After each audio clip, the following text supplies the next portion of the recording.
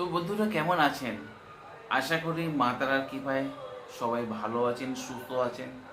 সারা জীবন সুস্থ থাকুন, ভালো থাকুন এই কামনা করি মা তারার কাছে। কোনো বন্ধু কমেন্ট করেছিল, দাদা জিনপরি ছাড়ানোর মন্ত্র দিয়েছেন কিন্তু কবজ দেননি, সেই সম্বন্ধে একটা কবজ সম্বন্ধে বলে দেন।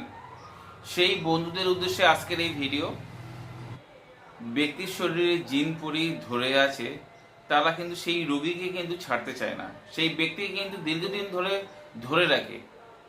আপনারা দেখবেন যে ব্যক্তির শরীরে জিনপরি ধরে আছে, কোনো কবিরাজি বাড়ি বা গুণিনের বাড়ি বা তান্ত্রিকদের বাড়ি যখন নিয়ে যাবেন, সেই জিনপরি দেখবেন সেই রোগীর শরীর থেকে কিন্তু সরে যায়।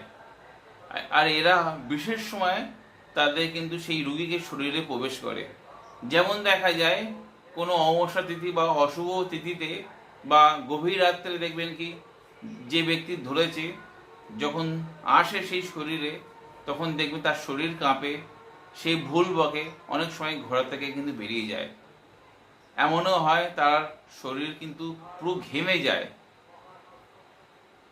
তখন আপনি বুঝবেন যে এই শরীরে কিন্তু সেই জিন অথবা পরি ধরে আছে, আর এরা কিন্তু সহজেই ছাড়তে চায় না।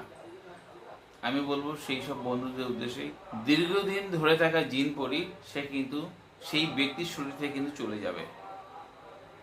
এই কবজ যদি কোনো ব্যক্তি বা কোনো রোগীর শরীরে যদি ধারণ করে দেন, তো দেখবেন যে কোনো ধরনের অশুভ শক্তি থেকে কিন্তু সেই ব্যক্তির সুরক্ষা থাকবে। হতে পারে আপনার পরিচিত কোনো ব্যক্তির ওপর জিনপুরি আসর আছে বা ধরে আছে, ব্রহ্মদৈত্যর প্রভাব আছে, হঠাৎ অ্যাক্সিডেন্ট বা দুর্ঘটনা হয়েছে, সেই সব আত্মাগুলো যদি কখনো ধরে রাখে, সেসব ব্যক্তি কিন্তু স্বাভাবিক চালচলন কিন্তু থাকে না। তো এই কবজ যদি ধারণ করিয়ে দেন, সেই ব্যক্তির শরীর কিন্তু কখনোই এই অশুভ শক্তির প্রভাব আসবে না। জিনপুরি তো আসবে না, এছাড়া যে কোনো ধরনের অশুভ শক্তির প্রভাব সেই রোগীর শরীরে কিন্তু কখনো প্রবেশ করবে না। তো ভিডিও শুরু করার আগে পরিচয় দিই, আমি সমীর। আপনাদের কাছে অনুরোধ, আমার চ্যানেলটি সাবস্ক্রাইব করুন, ভিডিও ভালো লাগলে শেয়ার করতে ভুলবেন না। আপনার দেওয়া লাইক এবং শেয়ার আমার এই ভিডিও বানাতে উৎসাহ করবে। ভিডিওতে একটি এক লাইনের মন্ত্র আছে, এই মন্ত্রটা আপনারা কণ্ঠস্থ করলে কাজ হবে। তবে যাকে আপনি বানিয়ে দেবেন, এটা করতে গেলে উত্তর দিকে মুখ করে সকালবেলা অথবা ঠিক সন্ধ্যেবেলার দিকে কবচটা বানাতে হবে। আপনাদের সংগ্রহ করতে হবে বাজার থেকে ভোজপত্র এবং ডালিমের কলম এবং কেশর। ভিডিওয় যে মন্ত্রটি আছে, ভোজপত্রের ওপর ডালিমের কলম দ্বারা লিখতে হবে। তবে সেই কেশর যখন গুলবেন তখন গঙ্গা জল অথবা গোলাপ জল দিয়ে গুলবেন।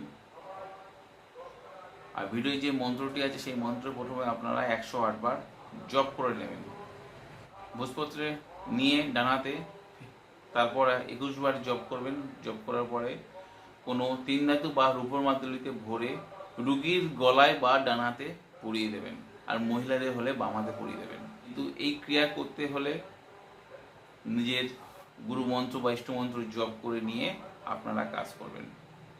আর আপনাদের যদি এই ভিডিওতে উপকারে আসে, আপনার আত্মীয় স্বজন বা বন্ধু বান্ধবদের বা সোশ্যাল মিডিয়ায় শেয়ার দিতে ভুলবেন না। আমি মন্ত্রটি ভিডিও শেষে দিয়ে দেবো, আপনারা দেখে নেবেন।